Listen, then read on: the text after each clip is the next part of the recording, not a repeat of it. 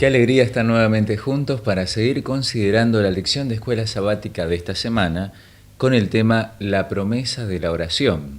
Esta semana entonces estudiando cómo conocer más del amor de nuestro Dios, porque ese es el tema del trimestre, ¿no? Vislumbres de nuestro Dios. Cómo conocer más del amor, del carácter de nuestro Dios mediante el don de la oración, del regalo que Dios nos ha dejado para comunicarnos con Él, la oración. Y ayer en la introducción, en la primera parte de la lección, considerábamos este aspecto fundamental que es reconocer la importancia de la oración. Y leíamos esa cita del Camino a Cristo, en la cual Elena de White dice: qué asombro que tienen los ángeles al ver lo que significa la oración, siendo nosotros tan débiles e impotentes, poder conectarnos con nuestro Dios Todopoderoso, y los ángeles se asombran de que oremos tan poco. La importancia de la oración. Entonces, hoy, en el día, ya entre día lunes y martes, considerando estos 2 días de nuestra lección,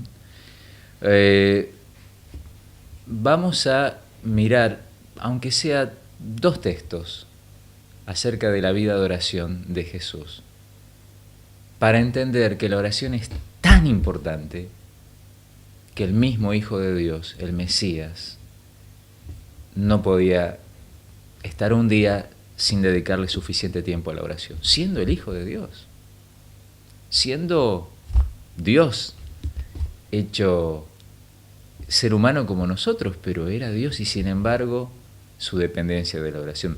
Claro, Él no podía usar su poder. Como dice Filipenses capítulo 2, esos versículos especialmente del 5 al 7 hablando de la humillación, del vaciamiento de Jesús. Él renunció a su poder como Dios, manteniendo sí su pureza, libre de todo pecado, pero no usando su poder como Dios. Por lo tanto, Él tenía que depender, como nosotros, con fuerzas limitadas, tenía que depender de Dios. Y por eso la Biblia nos habla de su vida de oración. Por eso podemos encontrar, por ejemplo, en Lucas capítulo 11, versículo 1. Allí Lucas nos cuenta que un día estaba Jesús orando en cierto lugar y cuando terminó, uno de sus discípulos le dijo: Señor, enséñanos a orar. Claro que sus discípulos sabían orar, oraban de chiquititos, de la cultura hebrea, la religión era central, toda su vida habían orado, pero cuando lo vieron a Cristo orar se dieron cuenta: no sabemos orar, Maestro, enséñanos a orar. Qué tremendo habrá sido contemplarlo a Jesús en oración, ver su rostro en oración. Jesús dedicaba tiempo a orar. Y otro texto que podemos considerar es el que está en Marcos capítulo 1, San Marcos capítulo 1, versículo 35. Allí se nos dice: muy de madrugada, cuando todavía estaba oscuro, Jesús se levantó, salió de la casa y se fue a un lugar solitario donde se puso a orar. Muy de madrugada, cuando todos dormían todavía, había algo que lo levantaba al Señor.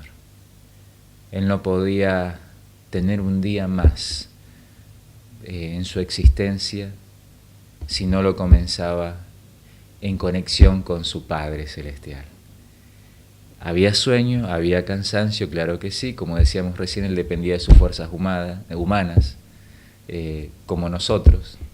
Era Dios hecho hombre, pero había renunciado a su capacidad como Dios para resolver las cosas. Tenía que hacer las cosas como nosotros. Eso implica la encarnación de nuestro Dios en la persona de Jesucristo. Y necesitaba fuerzas.